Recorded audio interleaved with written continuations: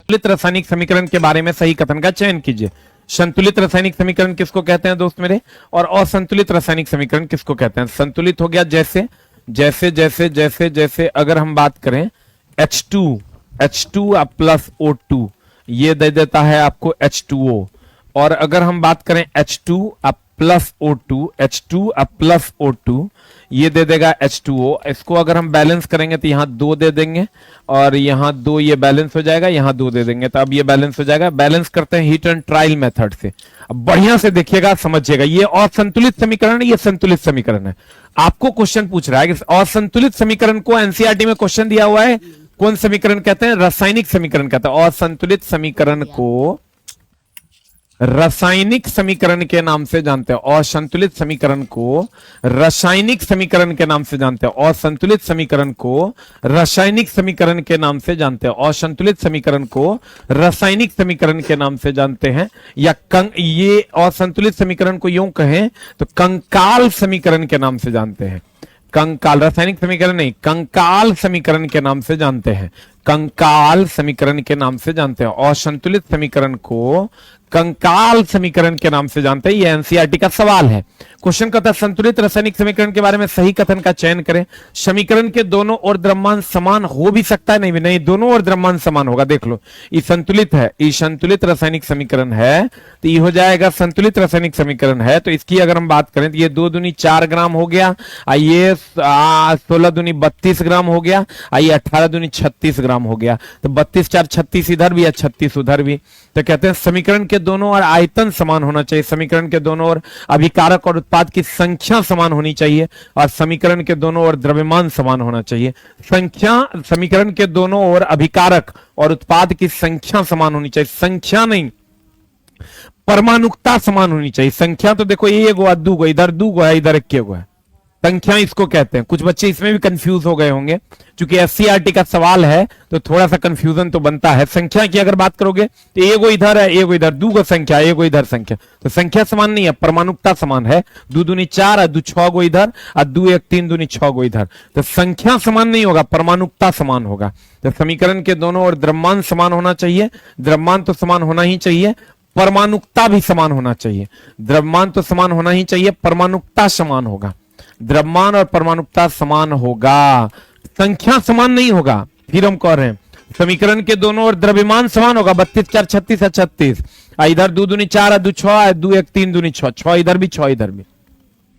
तो दोनों समीकरण के दोनों ओर द्रव्यमान समान होना चाहिए और परमाणुकता भी समान होना चाहिए। एकदम चलो देख लो बढ़िया से। और संतुलित रासायनिक समीकरण को हम लोग कंकाल समीकरण के नाम से जानते हैं। और संतुलित कोई भी संतुलित रासायनिक समीकरण है, उसके द्रव्यमान और परमाणुकता समान होगा। अगले प्रश्न की ओर बढ़ते हैं। प्रश्न चला या तो एनसीईआरटी से मिलेगा या एससीईआरटी से। अगर इतना बड़ा क्वेश्चन मान लो खुदा न खास्ता नहीं पूछता है तो एक क्वेश्चन से 3 से 4 इंफॉर्मेशन मिलेगा। और 2014 का दौर नहीं है, ये 24 का दौर है, और अब पैटर्न साफे बदल गया है। 2014 15 16 17 18 में जो लोग एग्जाम दिए होंगे उनसे पूछेगा तो उनका 1 लाइन का सवाल आया करता था, लेकिन जो बच्चे 21 22 23 में दिए उनसे पूछे सवाल कैसे पूछे जाते हैं। एक धारावाही परिनालिका के लिए कौन सा कथन सही है। देखो, ये धारावाही परिनालिका है, धारावाही परिनालिका है, और ये मान लो करंट दे दिए हम, ये करंट दे दिए, धारावाही परिनालिका है और इसको हम दे दिए ये करंट। बहुत बढ़िया बात है। करंट देने के बाद चलो इसको थोड़ा सा अच्छे से ड्रॉ कर देते हैं। अगर ये धारावाही परिनालिका है, इसको हम दोस्त मेरे दे दिए करंट, और जब करंट इसको हम दे दिए तो करंट देने के बाद इससे चुंबकीय बल रेखाएं निकलेंगी, और चुंबकीय बल रेखाएं ये ऐसे ये चुंबकीय बल रेखाएं निकलती है। अब क्वेश्चन कह रहा है इसका उपयोग मृदु लोहे के टुकड़े को चुंबकित करने में। एकदम चला, इसके बीच में कोई मृदु लोहा रख दो, वो चुंबकित हो जाएगा। क्यों? क्योंकि करंट दिए हैं तो मैग्नेटिक फील्ड जनरेट होगा, मैग्नेटिक फील्ड जनरेट होगा, क्योंकि क्वेश्चन कह रहे धारावाही परिनालिका, एनसीईआरटी का क्वेश्चन है। धारावाही परिनालिका में अगर हम करंट देते हैं इसके चारों तरफ मैग्नेटिक फील्ड जनरेट होगा, इसमें कोई लोहा दे देगा तो वो चुंबकित हो जाएगा। तो ये एकदम सही है। यह क्षण चुंबक की भांति कार्य करता है, ये भी सही है। ये क्षण चुंबक की भांति कार्य करता है। ये क्षेत्र रेखाएं संकेंद्रीय वृत्त होती है, ये गलत है। ये तब होगा जब जब क्षण चालक होगा, जब क्षण चालक होगा ना, जब क्षण चालक होगा, इसको करंट दीजिएगा तो इसके चारों तरफ जो मैग्नेटिक फील्ड जनरेट होगा वो एक संकेंद्रीय वृत्त के रूप में जनरेट होगा। ये गलत है और ये सही है। ये तब होगा जब क्षण चुंबक होगा या क्षण चालक होगा। तो देख लो इसका आंसर क्या हो जाएगा, 1 और 2 is the both is the right answer. कथन इनमें से कौन सा कथन सही है? इसका उपयोग मृदु लोहे के टुकड़े को चुंबकित करने के लिए क्या था? एक चीज और ध्यान रखना, चुंबकीय क्षेत्र कब बढ़ेगा? चुंबकीय क्षेत्र बढ़ेगा कब? चुंबकीय क्षेत्र बढ़ेगा कब? बढ़ेगा तब जब धारा का मान बढ़ाएंगे, जब धारा का मान बढ़ाएंगे, और दूसरा जब फेरों की संख्या बढ़ाएंगे। क्वेश्चन पूछता है, देखो ये है क्या, जब किसी चालक तार में करंट का प्रवाह करोगे ना, ये अगर मान लो कोई कॉइल है और इसमें करंट का प्रवाह करोगे तो इसके चारों तरफ मैग्नेटिक फील्ड जनरेट होगा। हम दोस्त मेरे हमेशा कोशिश करते हैं टेस्ट में वैसा 2 ही टाइप का सवाल रहे, एक जो बच्चा को बार बार रिवीजन करने की आवश्यकता है और एक जो वो नहीं जानता है।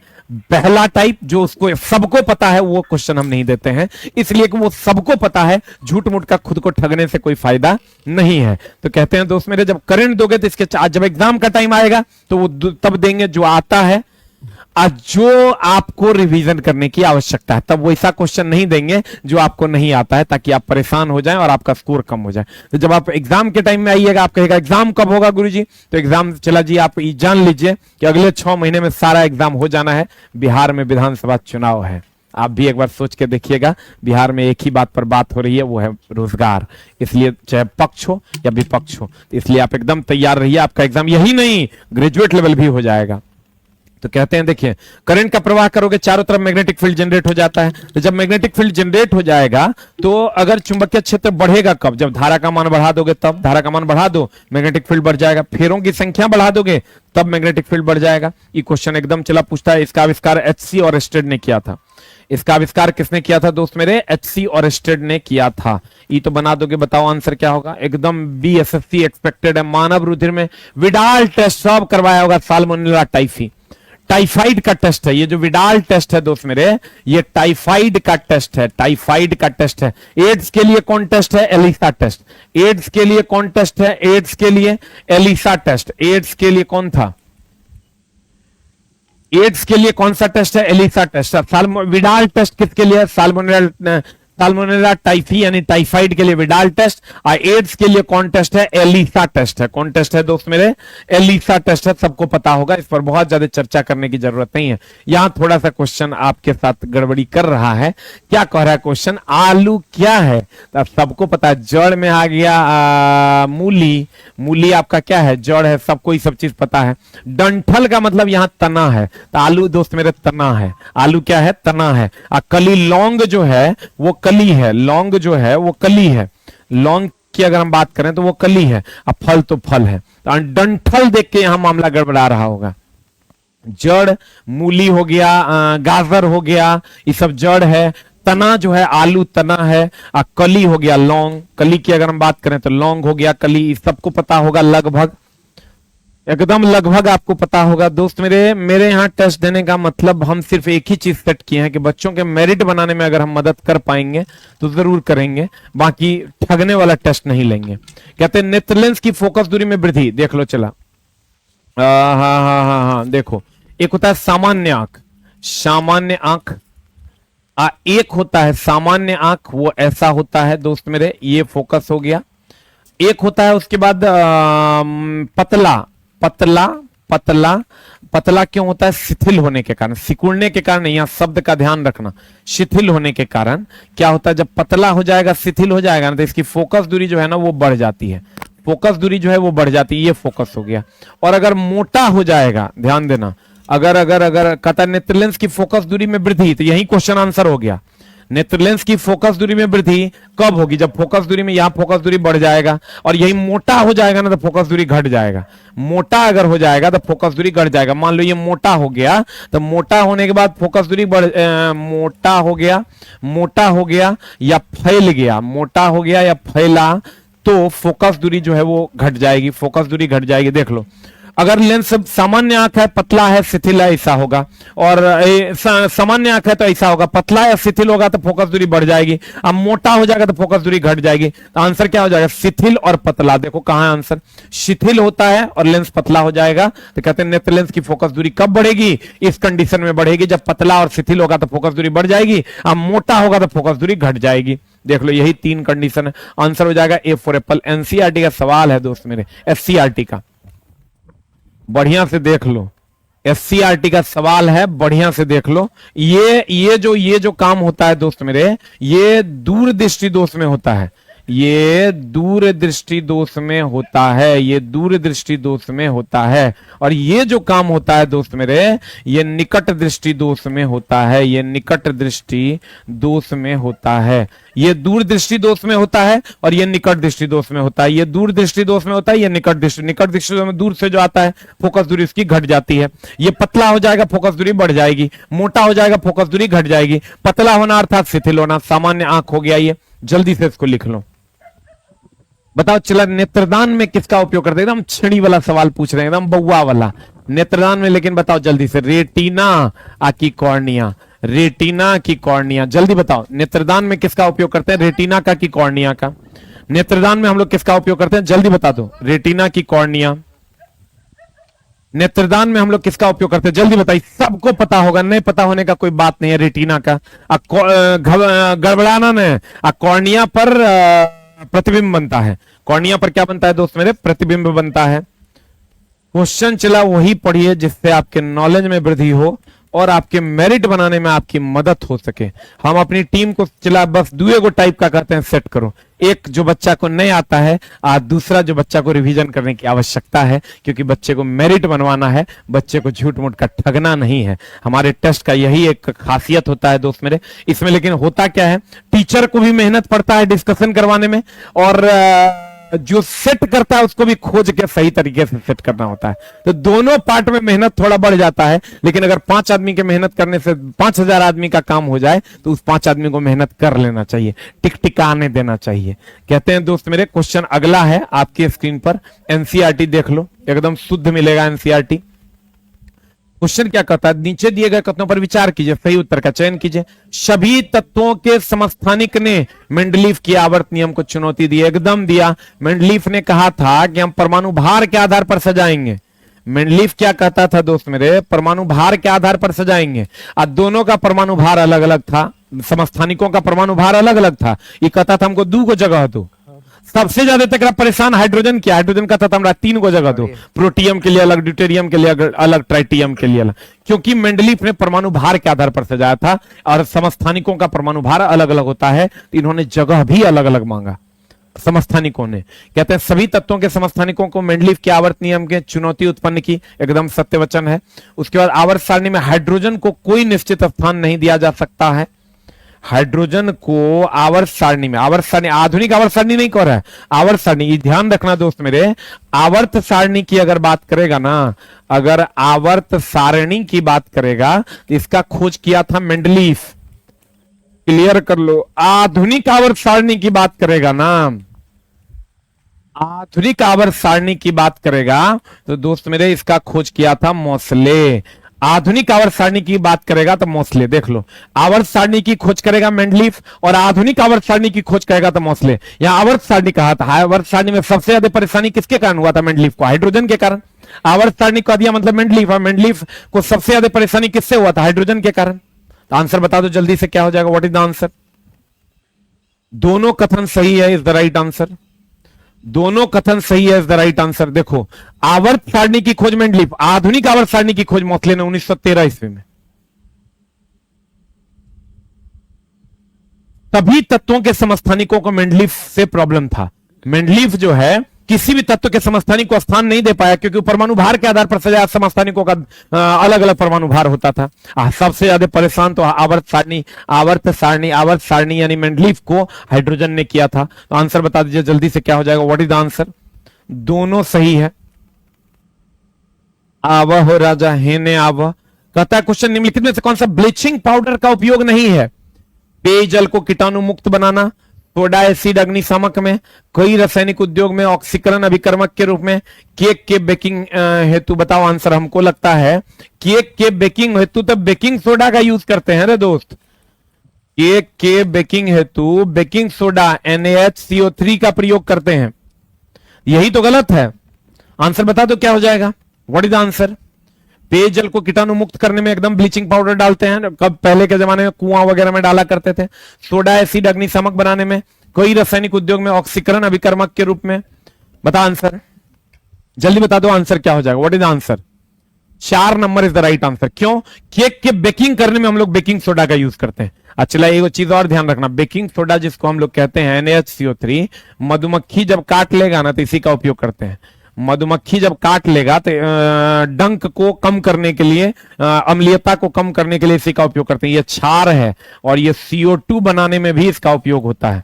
CO2 बनाने में भी इसका उपयोग करता है। और जब ये ब्लीचिंग पाउडर दे देना, क्लोरीन गैस आंसर मार देना।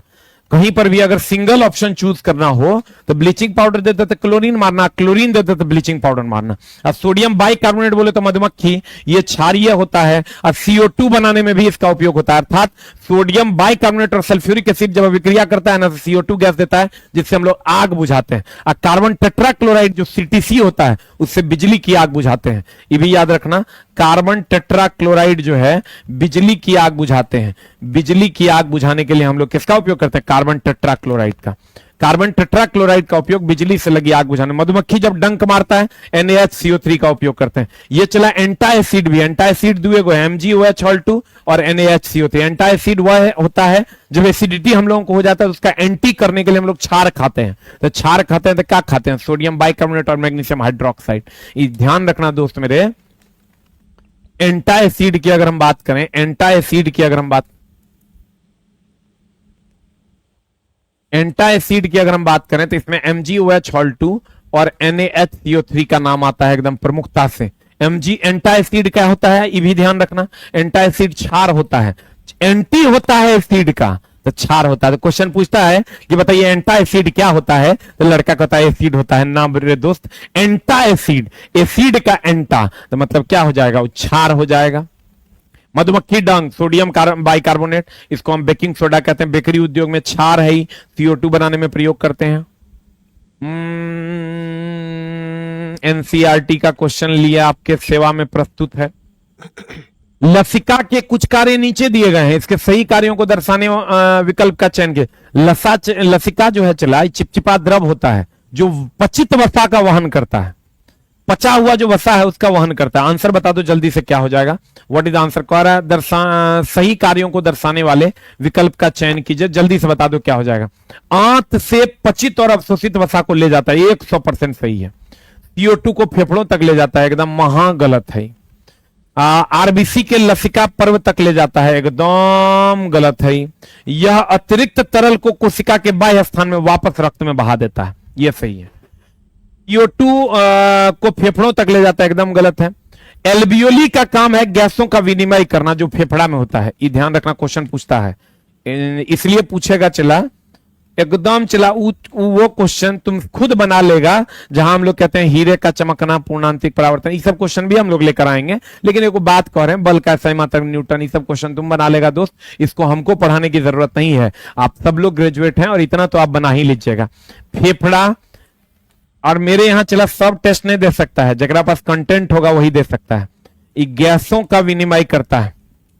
अभी पूरे पटना में सबसे ज्यादा बच्चा, अब हम कहेंगे कि मेरे यहाँ है तो हमको तो नहीं पता, हम अन्य के यहाँ नहीं गए हैं, लेकिन मेरे यहाँ बच्चों की संख्या पर्याप्त है चला, इसलिए कि कंटेंट अच्छा देते हैं। तो आप लोग भी कोशिश कीजिए, कम से कम अगर टेस्ट नहीं भी देने आप आते हैं, हो सकता है पैसे की दिक्कत हो, समय की दिक्कत हो, तो टेलीग्राम पे ये क्वेश्चन आ जाता है, वहां से दे दीजिए। ऑनलाइन दे सकते हैं तो बिग बूस्टर ऐप लेकर दे दीजिए। लेकिन फिर वही बात है दोस्त मेरे, आप कहिएगा प्रचार करते हैं, तो दोस्त मेरे 100 लेकर के अगर तो हर कोई जीवन बना दे तो फला उससे बढ़िया इस धरती पर कोई काम ही नहीं है।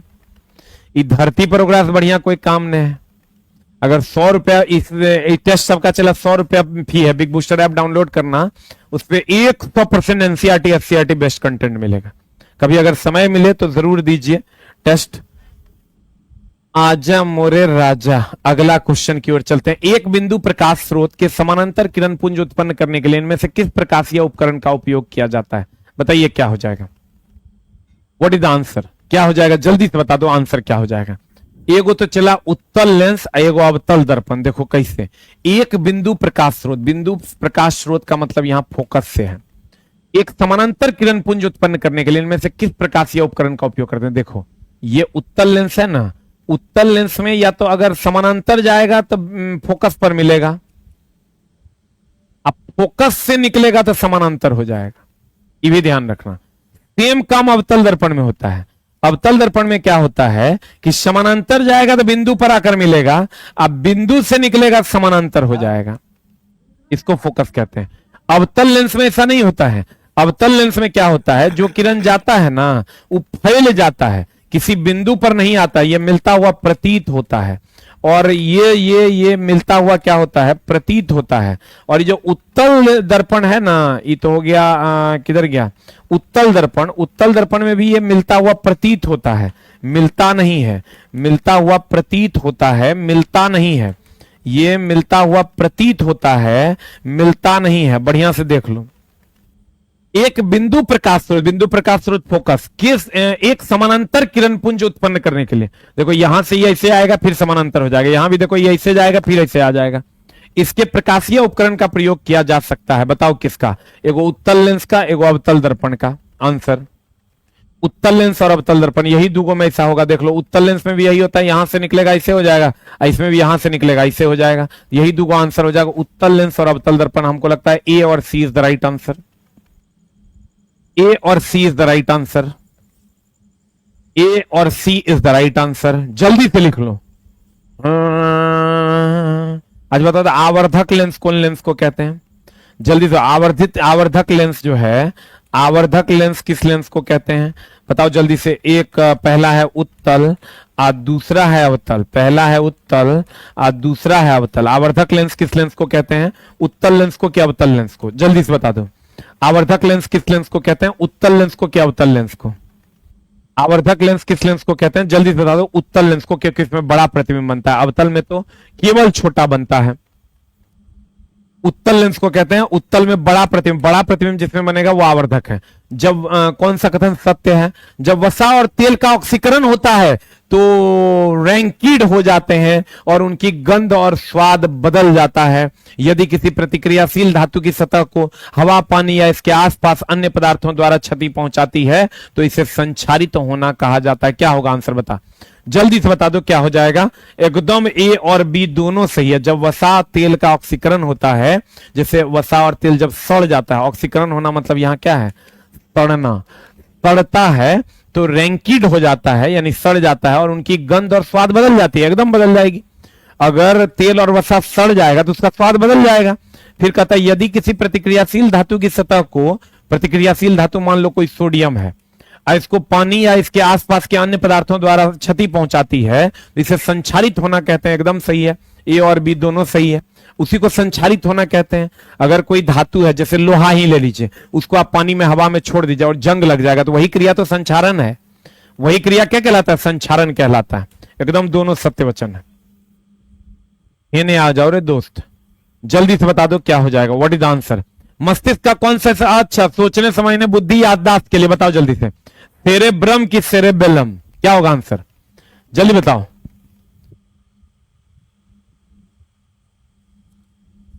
न जल्दी बताओ।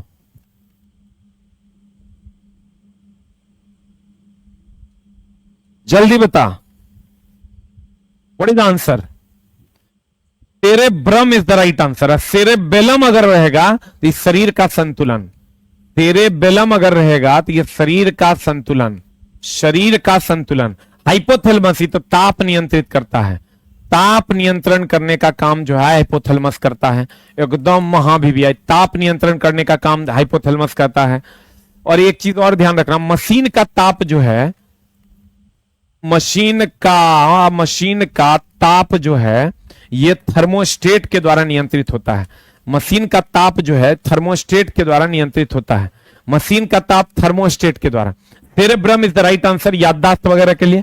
सेरेबेलम शरीर के संतुलन के लिए, हाइपोथैलेमस ताप नियंत्रण, मशीन का ताप जो नियंत्रण करेगा, मशीन का ताप जो नियंत्रण करेगा ये करेगा कौन? थर्मोस्टेट। एगो चीज और ध्यान रखना दोस्त मेरे, मध्य मस्तिष्क जो है, मध्य मस्तिष्क जो है, अगर हम मध्य मस्तिष्क की बात करें, मध्य मस्तिष्क की बात करें तो ये आंख से सीधा संबंधित है।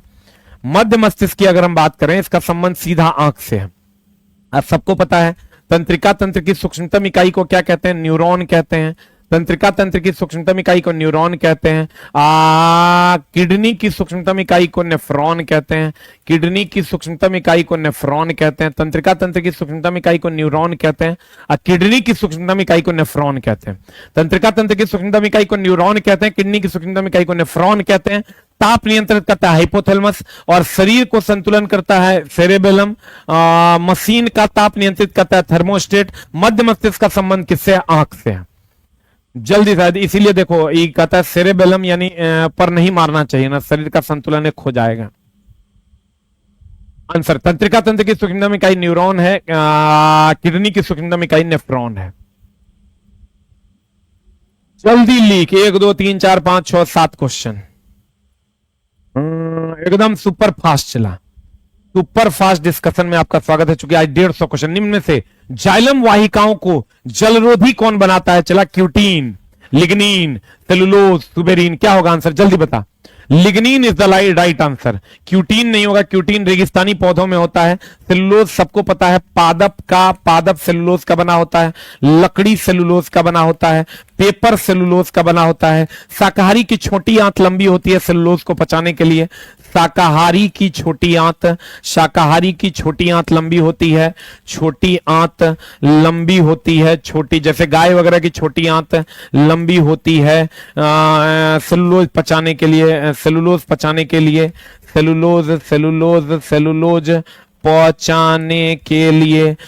सेलुलोज कहां होता है? पेपर किसका बना होता है? सेलुलोज का बना होता है। लकड़ी किसका होता है? सेलुलोज का होता है। पादप किसका होता है? सेलुलोज का होता है। जाइलम वाहिकाओं को जलरोधी कौन बनाता है? लिग्निन। जाइलम जल का वहन करता है और प्लोएम जो है खनिज लवण और एमिनो एसिड का वहन करता है। लड़का बाबू सोना हमर प्लोएम के बारे में जान लो। खनिज लवण का वहन तो करवे करता है और साथ में एमिनो अम्ल का भी वहन करता है।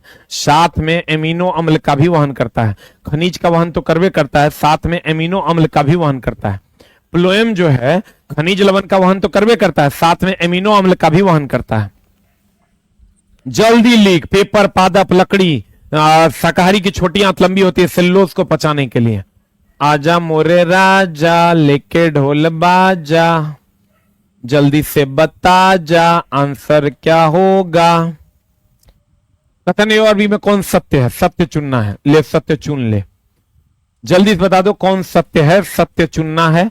सत्य के पीछे तो तुम लोग हमेशा भागता है दोस्त मेरे, जल्दी से चुन लो। दो वस्तुओं के अच्छा F बराबर फॉर्मूला होता है GM1M2 बटा R स्क्वायर। F बराबर फॉर्मूला होता है GM1M2 बटा R स्क्वायर। दो वस्तुओं के द्रव्यमान के गुणन का सीधे समानुपाती। कहता है गुरुत्वाकर्षण बल जो है दो वस्तुओं के द्रव्यमान के गुणन का सीधे समानुपाती, एकदम द्रव्यमान के गुणन का सीधे समानुपाती। दो वस्तुओं के बीच की दूरी के वर्ग का सीधे अनुपातिक नहीं होता है, दो वस्तुओं के बीच की दूरी का व्युत्क्रमानुपातिक होता है। व्युत्क्रमानुपातिक होता है, यह गलत है। व्युत्क्रमानुपातिक होता है, व्युत्क्रमानुपातिक होता है। तो जल्दी से बताओ, एससीईआरटी का भी सवाल है ये, बता दो जल्दी से आंसर क्या हो जाएगा। बी सत्य है, ए असत्य है। नहीं, ए सत्य है और बी असत्य है। C for cat is the right answer. बढ़िया से देख लो, द्रव्यमान के गुणनफल का समानुपाती होता है, बीच की दूरी के वर्ग का व्युत्क्रमानुपाती होता है। बीच की दूरी के वर्ग का इकारा दो वस्तुओं के बीच की दूरी के वर्ग का सीधे अनुपातिक होता है, गलत है। बीच की दूरी के वर्ग का व्युत्क्रमानुपातिक होता है, इज द राइट आंसर।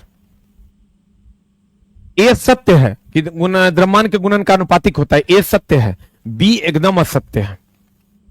गलन और क्वथन पदार्थ, गलन और क्वथन पदार्थ, गलन और क्वथन पदार्थ की अगर हम बात करें, गलन और क्वथन पदार्थ की अगर हम बात करें कि अणुओं में कौन सी ऊर्जा घटती है। गलन एवं क्वथन पदार्थ के अणुओं में कौन सी ऊर्जा घटती है? स्थितिज ऊर्जा।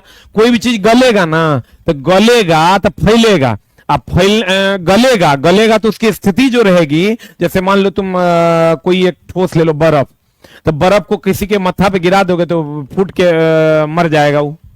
लेकिन अगर पानी गिराओगे तो मरेगा क्या, क्योंकि उसकी स्थितिज ऊर्जा, जो उसकी स्थिति के कारण जो ऊर्जा होता है उसमें, वो खत्म हो जाता है उससे।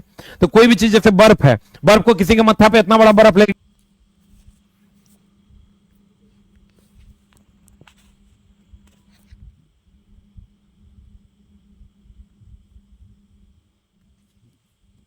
उससे, तो कोई भी चीज, जैसे बर्फ है, बर्फ को किसी के मत्था पे इतना बड़ा बर्फ लेके गिरा दो, मर जाएगा वो। लेकिन अगर बर्फ नहीं लेके पानी इतना ले लो, उसके माथा पे गिरा दो, नहीं मरेगा। इसका मतलब उसकी स्थिति बदल गई, स्थिति ऊर्जा का मान घट गया, इसलिए उसको नुकसान नहीं होगा। तो जब भी कोई चीज गलेगा या खोलेगा तो उसके अणुओं की स्थिति ऊर्जा जो होगी वो घट जाएगी। अच्छा बताओ तो स्प्रिंग को, इस सबको पता होगा, स्प्रिंग को दबाने पर, स्प्रिंग को दबाने पर, स्प्रिंग को क्या करने पर, दबाने पर पोटेंशियल एनर्जी का मान क्या होगा। एक ऑप्शन है घटेगा, एक ऑप्शन, हम चिल्ला अपने तरफ से कोई कमी नहीं रखेंगे, हम और हमारी टीम सिर्फ बेस्ट कंटेंट के लिए प्रतिबद्ध है, और हम आज तक उसी पर काम किए चला, इसलिए आज तक पटना में बोर्ड नहीं लगाए हैं। हम सबको ये बात इसलिए कहते हैं कि तुम आके देख लेना, पूरे पटना में अगर एकमात्र शख्स है जिसका बोर्ड नहीं लगा हुआ है तो एसके झा। आज तक मैंने अपने सेंटर पे भी चला बोर्ड नहीं लगाया। हमको ये बात लगता है कि अगर हम कंटेंट अच्छा पढ़ाएंगे तो एक बच्चा दूसरे को बोलेगा, दूसरा तीसरे को बोलेगा, उसी से तो कोचिंग चल जाएगा। कंटेंट खराब पढ़ाएंगे तो कितनों बोर्ड लगा देंगे तो बच्चा नहीं आएगा। इसलिए मेरे दोस्त, मेरा कंटेंट ही मेरा कैरियर है, इसलिए हम उससे कोई समझौता नहीं करेंगे। स्प्रिंग को दबाओ आकि फैलाओ, लोग कहेगा दबा देंगे तो घट जाएगा, नहीं, दबाओ या फैलाओ स्थिति ऊर्जा बढ़ेगा, क्योंकि स्थिति ऊर्जा का जो फॉर्मूला होता है पोटेंशियल एनर्जी का, वो होता है हाफ के एक्स स्क्वायर, और यहाँ हाफ के एक्स स्क्वायर में एक्स जो है वो परिवर्तन है लंबाई में, चाहे वो घटा के करो कि बढ़ा के करो। हृदय जब ही कह दिया था कार्डियल मार न दो, हृदय मतलब कार्डियक, हृदय मेम्ब्रेन की 2 परतों से ढका है, इन झिल्लियों को कहा जाता है पेरिकार्डियल मेम्ब्रेन, पेरिकार्डियल मेम्ब्रेन। जब ये चला हृदय दे कार्डियक दे दे, अब मार दो सरिया के आंसर, एक हम कुछ सोचने नहीं है। अगला प्रश्न इज द राइट आंसर, कहता है देखो, बोर के सिद्धांतानुसार परमाणु त्रिज्या और क्वांटम संख्या में संबंध। देखो बोर ने जो सिद्धांत दिया था, एक तो महत्तम इलेक्ट्रॉन कितना रहेगा कक्षा में, महत्तम इलेक्ट्रॉन रहेगा 2n²। दूसरा सिद्धांत इन्होंने दिया था कि परमाणु त्रिज्या जो है, किधर गया, परमाणु की जो त्रिज्या है, परमाणु त्रिज्या जो है वो समानुपाती होगा मुख्य क्वांटम संख्या n² के, मुख्य क्वांटम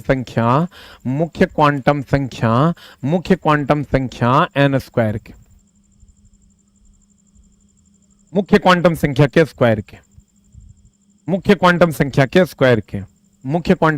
स्क्वायर के, यानी r समानुपाती होगा n² के। यही बात था, n कक्षा की संख्या है और यहां भी n कक्षा की संख्या है, तो कहते हैं मुख्य क्वांटम संख्या, इसे भी चला कक्षा पर ही निर्भर करता है, मुख्य क्वांटम संख्या जो है कक्षा पर निर्भर करता है, मुख्य क्वांटम संख्या कक्षा पर निर्भर करता है। कहता है महत्तम इलेक्ट्रॉन बराबर 2n²। अब परमाणु त्रिज्या जो है मुख्य क्वांटम संख्या के वर्ग का समानुपाती होता है, यानी r समानुपाती n²। अब महत्तम इलेक्ट्रॉन की संख्या किसी भी कक्षा में 2n² होता है, महत्तम इलेक्ट्रॉन की संख्या 2n² होता है। यही बोर ब्यूरी का सिद्धांत था, यही बोर ब्यूरी का क्या था, सिद्धांत था। रदरफोर्ड का सिद्धांत क्या था, नाभिक का खोज किया था।